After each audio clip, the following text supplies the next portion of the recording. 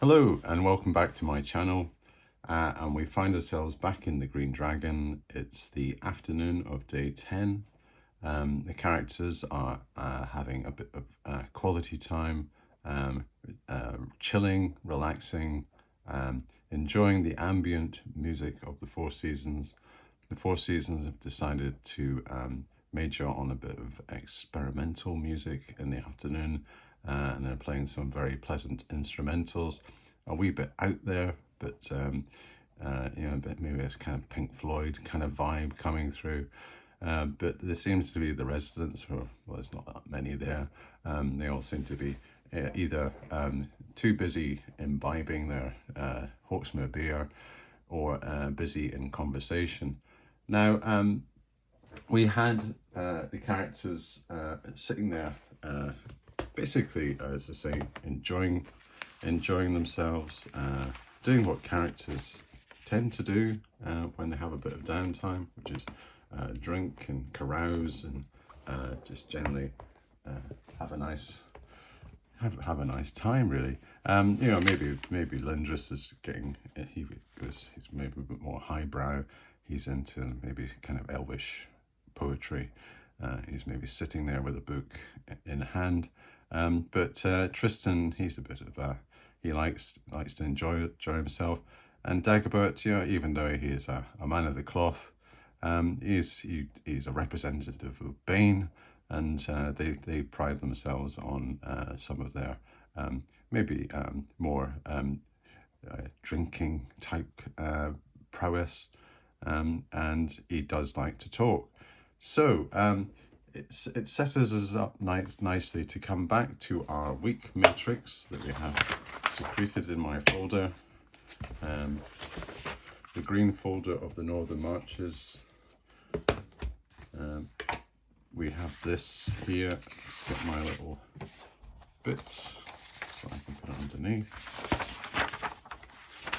Yeah, we had at the tail end of the last episode, we had an adventurer appear, and it transpired that this adventurer was a ranger, a male human ranger, and we'd already worked out his tendencies as being an altruist, which seemed to fit the part, because we talked about the Dunedain and Aragorn and all the missions of the Rangers in Lord of the Rings, and I've got a similar kind of setup. The Rangers in the Northern Marches, they tend to be recruited from that area or the borders of the kingdom to the Northern Marches, and their mission overall is to try to protect the area and basically fight the forces of evil, and repel any incursions of chaos and manifestations of the old ways, the old religion. So they really have a kind of overriding mission, which in some cases is in tandem, in step with Seaward, but there is a bit of a rivalry between the two. The Rangers tend to be more on the chaotic side. They tend to be a bit more out there with some of their tactics, and Seaward is a bit more kind of orthodox and straightforward, and really thinks that the mace is the answer to many of the world's problems, whereas the Rangers are maybe a bit more subtle in some of their interpretations of how to deal with their opponents. So we could go into the actual philosophical details of that, but we won't. So I think what we need to do is we fall back on our old friend, our interaction mechanic. Now remember, this interaction mechanic, it represents the fact that we have a kind of an encounter, because we can't really kind of fabricate it ourselves as solo role players. So we need a mechanic to kind of say, well, actually the characters bump into this person, or there's a chance interaction, or maybe the other person wants to speak to the characters, and it's all really dependent on a simple mechanic, a percentage dice resolution based on a few other variables. So we can't really picture the characters are sitting around waiting for this person to arrive. We just know that an adventurer has arrived on Wednesday, day 10, in the afternoon, we're saying. And he is a ranger, so we can put in here. Now, I have a name in the frame. I've decided to call this ranger Anarion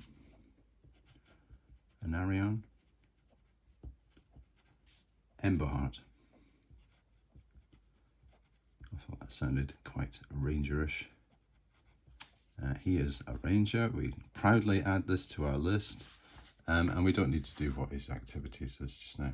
And he's not of any aligned party just now. So I think what we should do is determine a bit more about his backstory, his background, and then do a kind of percentage chance to see whether the characters actually come across him when he comes in. He's going to say check in. They don't really check in. They just kind of arrive and they say to Freddie or Seymour, have you got any rooms? And he'll say, yes, I've got loads. I can go up to 20. You're more than welcome to come. I can, in fact, probably do with the business. But what we need to do is just finish off Anarion. So I'll put here Anarion, Emberheart. We've already had, as I said, tendencies and personality. So I think on background, I just mentioned that I'm going to limit characters from the Rangers to be either from the Northern Marches predominantly, or on an off chance from the Kingdom, but nowhere else in this fantasy world. They tend to be kind of exclusively here, and that's where the class is centered. So if I get my D4 and I'll say he is in the Northern Marches on a 1 to 3, and he is from the Kingdom on a 4. So let's see where he's from. So we get a 1. He's definitely from the Northern Marches. So Northern Marches, a local. So he's not really a local because the Northern Marches, according to our map, is quite a large area.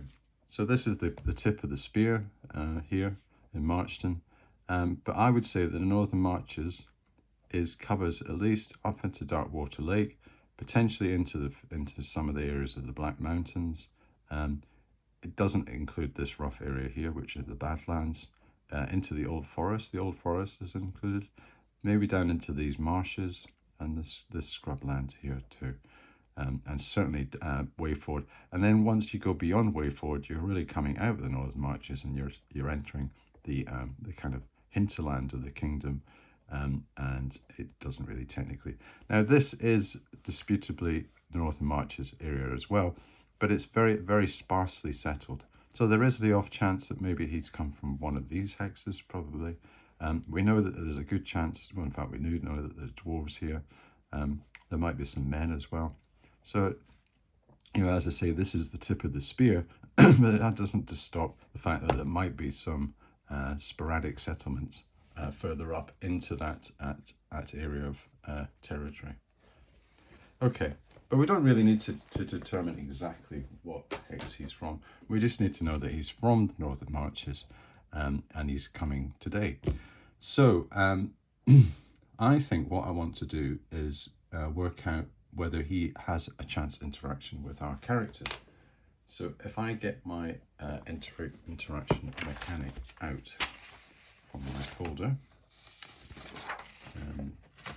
and the way we did this last time was I rolled 1d10 and we modify it by whether the characters are acting in a manner that would encourage an interaction.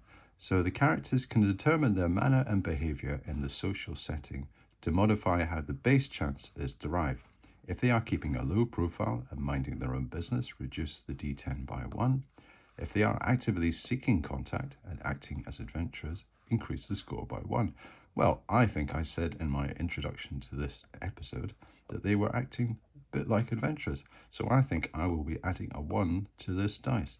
So what we do is we create an interaction base chance, and then we apply any other modifiers that we think are pertinent to that.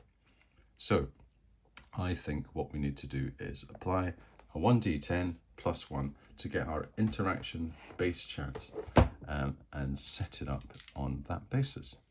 So we get our d10. That is a d10. And we roll, and we get a 9. So there's a very strong chance that we're going to have an interaction. If we add 1, we get a 10. And approach automatically, actively seek contact. Well, that's pretty positive, isn't it? We didn't even need any modifiers, because you usually use some of these modifiers to generate a bit of variability. But no, it's like it's fate. Fate has brought us together. It's almost like he's made a beeline for us, or we've made a beeline for him. We've suddenly seen what's probably happened is this tall, moody-looking man has I'm going to say strided into the green dragon, he's kind of wearing kind of green and muted kind of woodland colours. He's got a long cloak. It's a bit dirty. He's got his hood up. It's very difficult to see his eyes. It's kind of there's a hint of tobacco smoke about him. He's just looking the absolute part of a kind of wilderland ranger. Maybe the characters have heard so many good things about rangers, they go, yes, this is our chance to beef up our party. And they've seen him. He's noticed that they've taken an interest in him. He's seen them too. Maybe he's looking for some sort of kind of tryst with another party to say, I can help out with your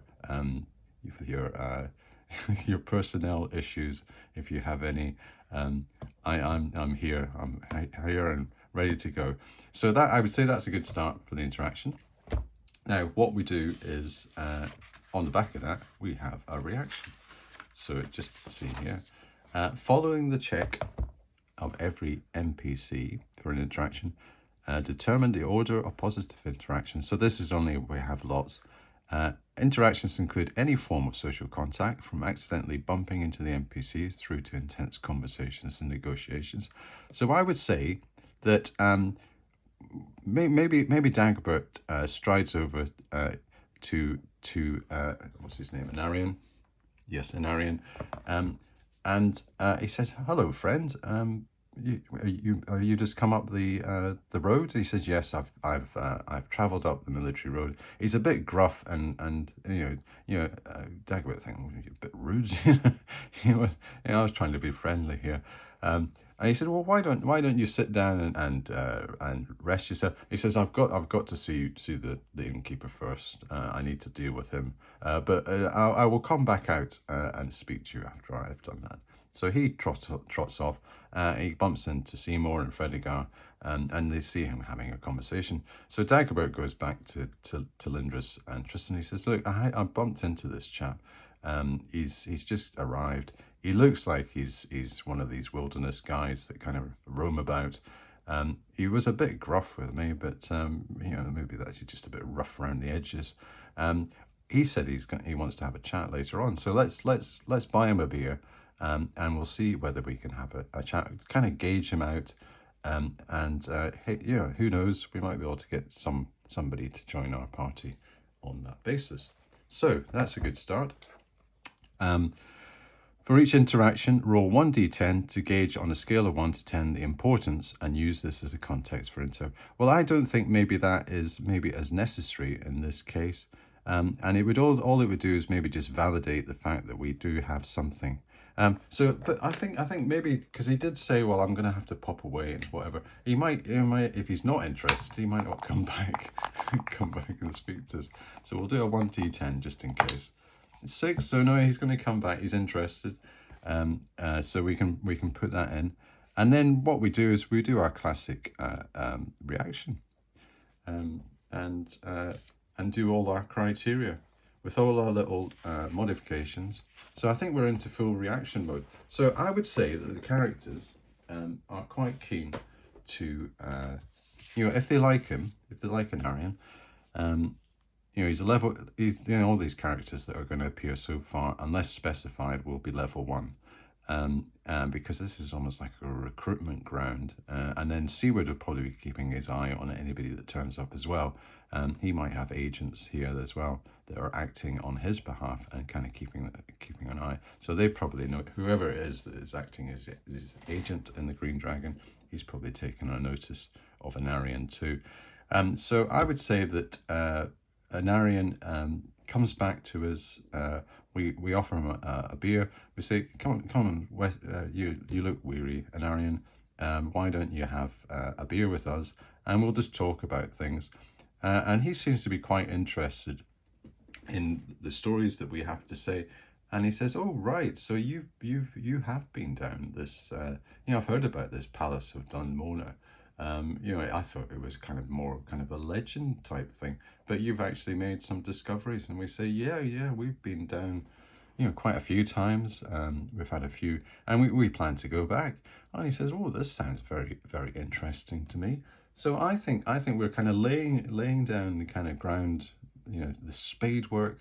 We're doing the kind of the hard graft with Anarian to get a bit of a rapport, and kind of tee yourself up for the crunch reaction roll, and almost like put our cards on the table and say, "Well, Anarian, we've got to know you a bit. There's only 3 of us, and what we've found is that we could really do with the help of some, like a specialist like yourself. And we hear the good things about Rangers, that you're adept in outdoor activities, and that's a dimension that we want to get involved in a lot more now, is the fact that we can do some outdoor adventuring and maybe some exploration. We also have another place in mind called the Darkwater Lake, and we hear there's a temple there, so we might need a ranger to help us get there. It's all that kind of thing. So we are very interested, if you are interested, in you maybe joining us. So it's the crunch thing. I would say we're down to reaction, and if it's a positive one, we maybe have a good chance of actually recruiting Anarian. If it's not, we can always come back at a later date and say, and even with a positive, I'm not saying it's going to be a done deal. It might be like different kind of shades of grey on that. You might be qualified and say, well, actually, you maybe need to give me some, maybe a bigger share or something. Maybe Anarian, based on his personality, he's got this kind of rude streak, and I would interpret that he's probably just a bit abrupt in his manner. He tends to kind of butt in sometimes and talk over you, and he's quite when you think you're being quite diplomatic and smooth, like what Dagobert is, and he's quite rough in his way. He's a bit awkward in his conversation, and maybe you could just put that down to the fact that he's always on his own out in the wilderness, wandering about, and he's not really used to social interaction. So there could be plenty of reasons. I think I'm talking too much about this rationalizing Anarian's bad behavior. I think we just need to do the straight roll, get the reaction table out, get it out in full view. And there was me saying, I had one here. It's down at the back, page 238. Right, so I'll just mark that just now, and then we'll note the pertinent reaction items that we need to talk about. So in this instance, we will have Dagobert's +5 for his charisma. We will have on the racial side, he is from the Northern Marches, which is effectively, it's not local because it's not within the area of Hawksmoor and Marchton, but it is kind of in the ballpark. So I would say that still classifies almost like the kingdom. So we'll have a plus 10 for ratio.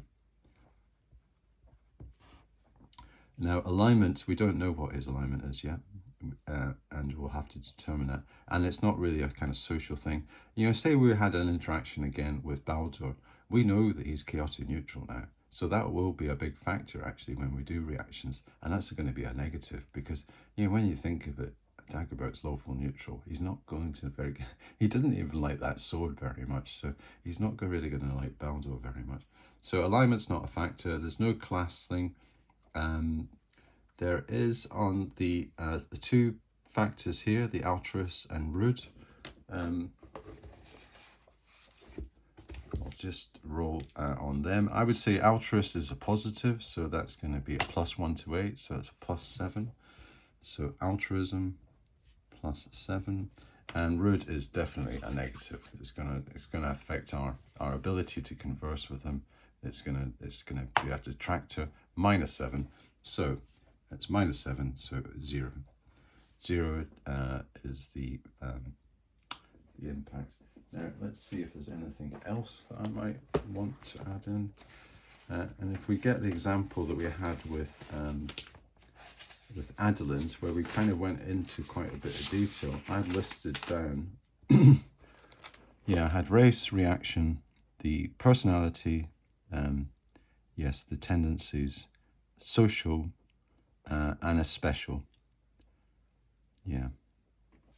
So I would say that I think this does deserve a bit of a special, because what we've done with Anarian is to talk about the fact that we have been into Dunmorna. He seems particularly interested in that, and the fact that, you know, what he thought was a legend and was something of maybe you know, just hearsay and rumor, is actually a concrete fact. And we are the first people, it seems to be, to have actually gone there and penetrated this complex and brought back on three occasions various amounts of booty and treasure.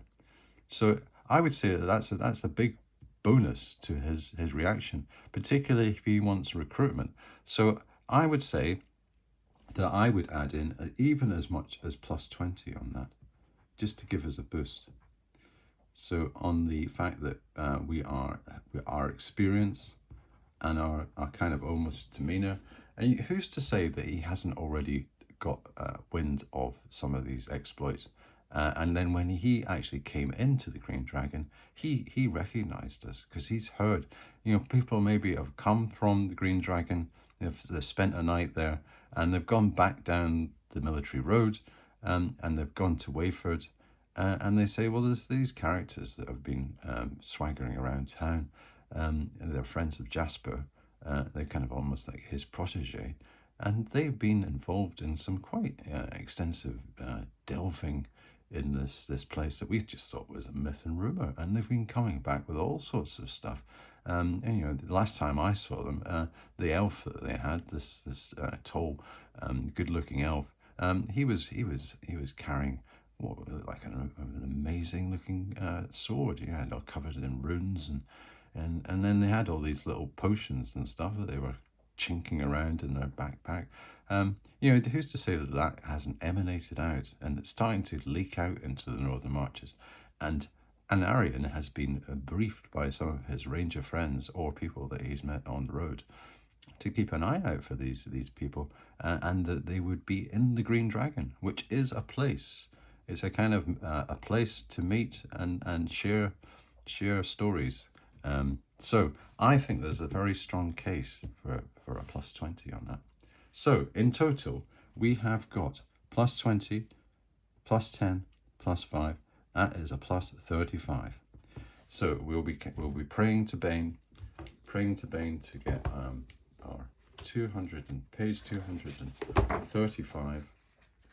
Get a roll worthy of Bane on this reaction table, and we really need probably something quite good in the high 50s, if not 60. So let's get our dice out and see how we go. Get our percentage dice. That's that one. So +35. 30. So 65. That's a bit of a shame, isn't it? But it's maybe not all lost. Let's have a look at this. 65. 56 to 75, uncertain, but 55% prone towards positive. Okay, there's still a chance. 55%. Let's see what we get. Oh, 87. So it is uncertain. So he has an uncertain. So let's have an idea of what that means in game terms based on my matrix of interpretations. I have my table and I have a specific one called uncertain, which covers suspicious, wary, dubious, guarded, unsettled, and unsure. We can also there's something that we can also do, which is the strength of his reaction too, and we can do a D10 on that, just to kind of calibrate how he feels about this. You know, how uncertain is he? How, you know, if we say he's dubious, how dubious is he? And we'll just get an idea on the strength of that. We have that's a 6. So uncertain, 6. So he's over the edge. He is definitely going to be uncertain. I would say maybe just a bit on the guarded side. He's not quite sure. He's, you know, it's a big commitment. But then he has heard of us. Maybe he just needs a bit more convincing. A bit more time with us, just to kind of ascertain that we really are the real deal, and we mean business, and maybe just to do a bit more, you know, because he's obviously going to be quite if you look at the Rangers stats, let's just get an idea of what sort of character we're dealing with. I think they've got automatically some quite high prerequisites in their class actually baked in, and if he's got, say, a high intelligence and wisdom, I would say that he'd be smart enough to realize he's really got to do a bit of asking around first, and don't just jump at the first opportunity or offer. So a ranger must be of good alignment, although they can be lawful, chaotic, or neutral. Also, he could be lawful good. A ranger must have a strength of not less than 13, intelligence of not less than 13. So he's going to be a smart guy. Wisdom of not less than 14, and he's going to be wise. So he's probably he's a bit kind of streetwise. He knows his way around. And a 14 or greater constitution, so that doesn't really have an effect here. If the ranger has ability scores of greater than 15 in strength, intelligence, and wisdom, he gains a 10% bonus. So he is going to be pretty sharp. So I would say, to conclude on this particular thing, he's maybe going to say, right, I am really interested, guys. Maybe I just need to, let me have a kind of a bit of a rain check on this. I've just arrived. I'm quite weary. It's maybe his this rudeness maybe coming through again, and he's kind of saying, look, I'm too tired to deal with this just now.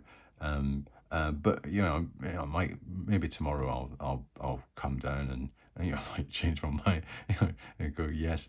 So why do we talk about this? I really want to just kind of relax and enjoy myself tonight. I hear this Four Seasons are very good. Playing all this strange stuff just now. But I think they get a bit more traditional later on. I quite fancy just hanging around waiting for that. Okay, so I think we just draw a line on the sand just now.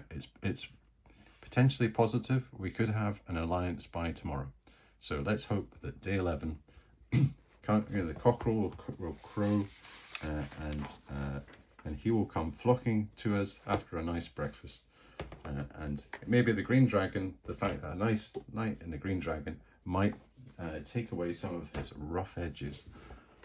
Okay, so that's stage 1. Now, One of the other things that we had on our agenda was the fact that we'd done a transaction at Thunderbolts for with a potion of longevity, and we had sold that for the princely sum. We got a really good deal with Thunderbird. He obviously he must have thought, I could make a bit of a markup here. I know a few people that want to be young again. Uh, this could be very lucrative for me. We got top dollar on it. We got 1,000 gold pieces, and boy one and boy two, they're supposed to come down. So lo and behold, boy one and boy two do appear around about early evening, and Seymour gets them, and they go up and they stash the cash, the 1,000 gold pieces, and that is placed in the strong room in the Green Dragon. So that's that part of the transaction done. And the other one is the 320 gold pieces that we had negotiated with Lord Seaward. He had offered that for our information that we had on the kobolds. And the kind Perifold had already written out a receipt and invoiced it and done all his paperwork and said, I will send down guard A or B or C or D, and he will personally deliver that to the Green Dragon this evening. And yes, not only does guard A come, but Perifold himself appears. And we think, oh, this is interesting. And Perifold actually sees us, and he looks a wee bit on the embarrassed side, but he comes across to us and he says, yes, I have come bearing a message from my mistress. And he looks a wee bit on the embarrassed side, and they say, well, Perifold, no, this is very interesting. You didn't have to come personally. You could have just sent a message. And he said, oh, no, I felt I needed to because my mistress, Kayla, who is wise beyond any other I have known, she it was almost like a rookie mistake on this thing. It was she said, "Right, surely Perifold, you know this first level magic user spell identify, and you could have told appraised these people about this the fact that there's a time limit on anything I can do to identify anything, and I need at least 8 hours with to do that. I mean, anything beyond that, and it is useless. You're wasting my time. Um, and Lindris also looks a wee bit on. He's kind of looking at his feet a bit, and he's thinking, yeah, maybe I should have known that too with an intelligence of 17. Probably in my spell books somewhere, there's probably a little thing that sort of explains exactly what identify is, and I'm sure that's probably one of the spells on my list of spells that I would be able to get if at a certain higher level. So I think the magic users haven't really shown themselves up, and maybe it's a bit unfair because I only discovered it myself the other day, so I share the blame for with the magic users. But what Perifold has done is he decided to take it upon himself. He's come down. He said, "Okay, what I did do was I did explain all your information to Kayla, my mistress, and she was interested, and she said, yes, I can perform a procedure on this, a bit of analysis. I have to do it under very restricted and almost I have to take a lot of protection because I don't want to get any of the effects of this. But I can do it, and for a small fee, which is probably going to be between 100 and 200 gold pieces, we'll calculate it exactly. I will try to identify this, but there is the proviso that I need to get this back within 8 hours. The actual analysis will only take maybe half an hour. So if the characters can, so what Perifold says, yes, she has agreed to do this.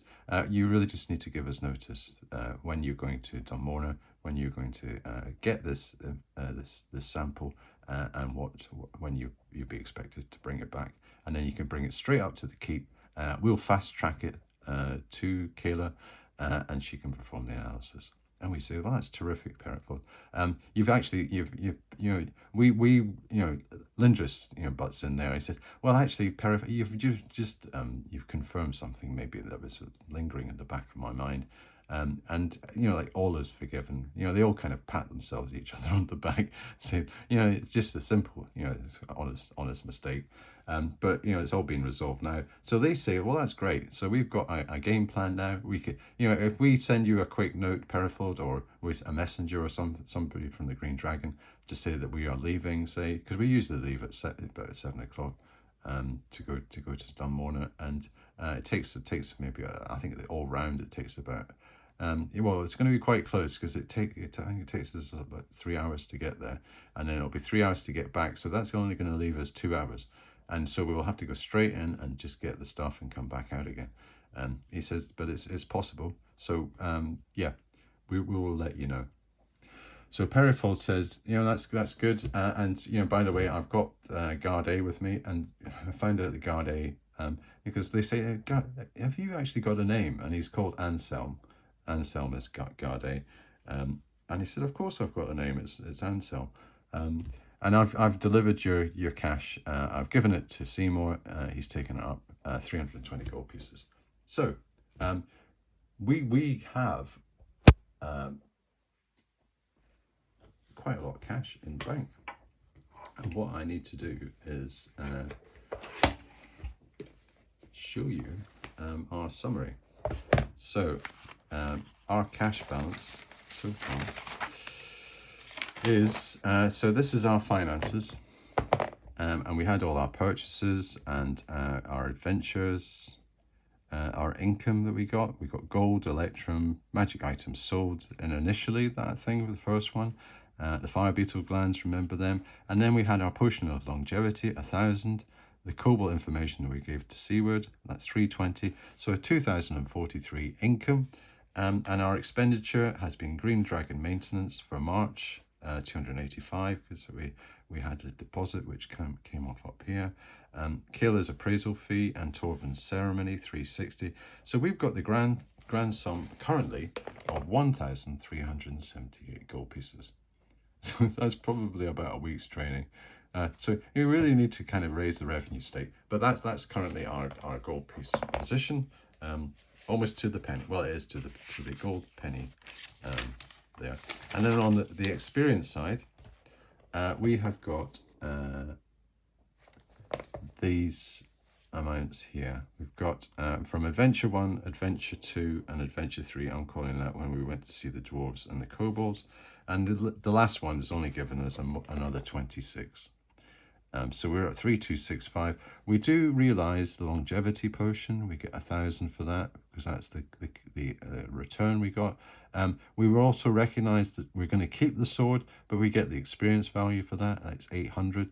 So that's another 1,800 that we add in. That's quite significant. So 3,265 between 3 is 3,265 divided by 3.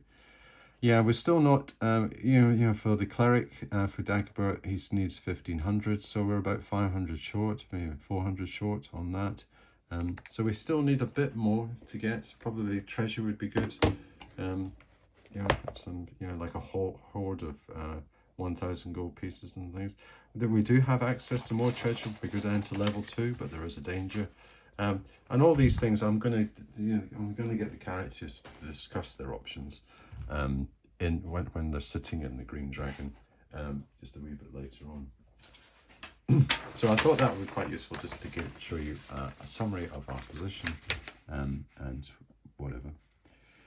Okay. Yeah, actually before I go into the thing, I think that's what I will do just now is I will just do what about the four? Yeah, we'll do the 4 seasons, because the 4 seasons are on again for their 3rd night. They've finished doing all the experimental stuff. They're onto the hardcore 4 seasons greatest hits. They've got quite a bit of input from Rowena. She's given them some pointers on what the crowd like. They are on a +2 now on the performance metric. Roland is he is definitely a Roland. He's on a, I was going to say on a roll.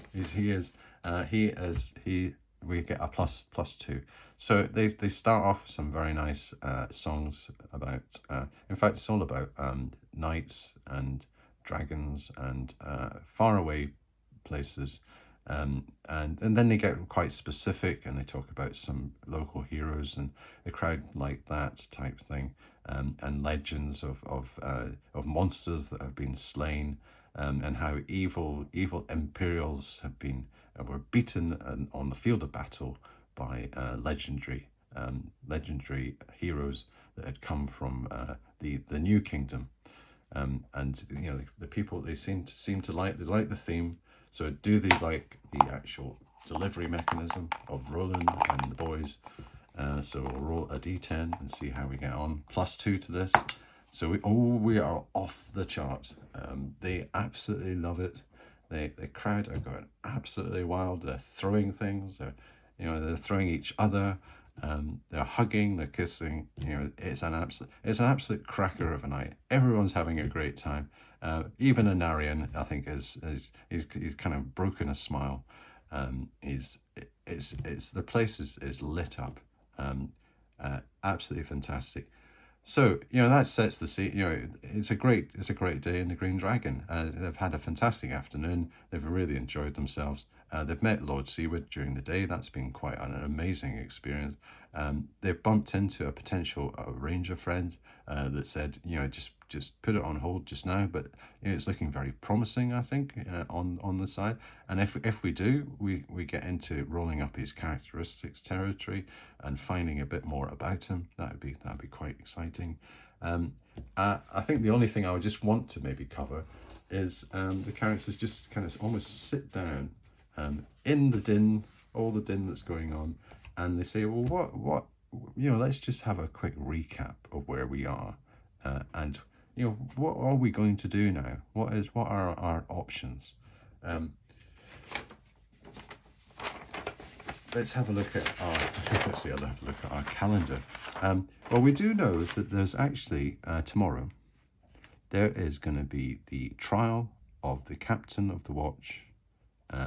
He is up for murder. So we tomorrow are going to experience that as a little mini game. So that is on the cards. But in the medium to longer term, because the characters are quite keen to go to that, and there is a bit of a buzz in the place about the fact that Halas, he's not spending the night in the Green Dragon tonight. He's up at the keep with Seaward, and he looks as though he's doing some preparation, or preparation inverted commas, which might mean interrogation of our accused. And we'll get to see. I've got a little metric to say how effective that interrogation has been on the accused. So he's off the scene, but the characters are they know about all this that's going on. They're plugged into the local vibe. They want to go and see what's going on. It's not going to be a mass public thing, because it's a work day, and there might be some form of restrictions on certain, just allowing certain levels of society in. It's not going to be open to everybody, but the characters look as though they would be allowed to go.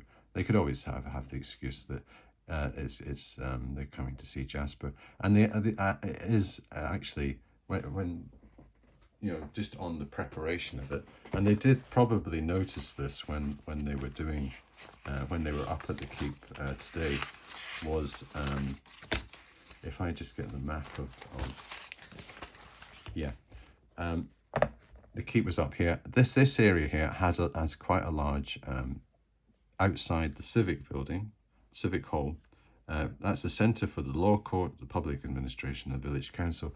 What they are doing there, they are setting up a large platform with some pillars and a temporary roof, and some seating round about, some benches and whatever. And the characters probably noticed that, people kind of banging away. And that's in preparation for an outdoor public trial. They're going to have a jury of 12. They're going to have everybody. They're going to have a defense. They're going to have a prosecution. The investigator's going to be on foot. He's going to be providing all the evidence. There's going to be quite a show for the residents of Marchton tomorrow. So the characters probably noticed that when they were up there. So that should be quite good fun for day 11.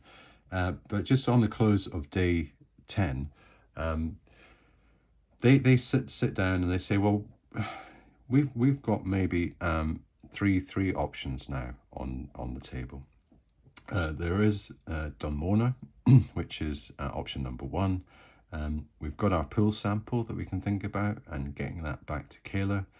We can do some more exploring there, more delving. There's some rooms on level 1 that we haven't gone into, some corridors that we could go down.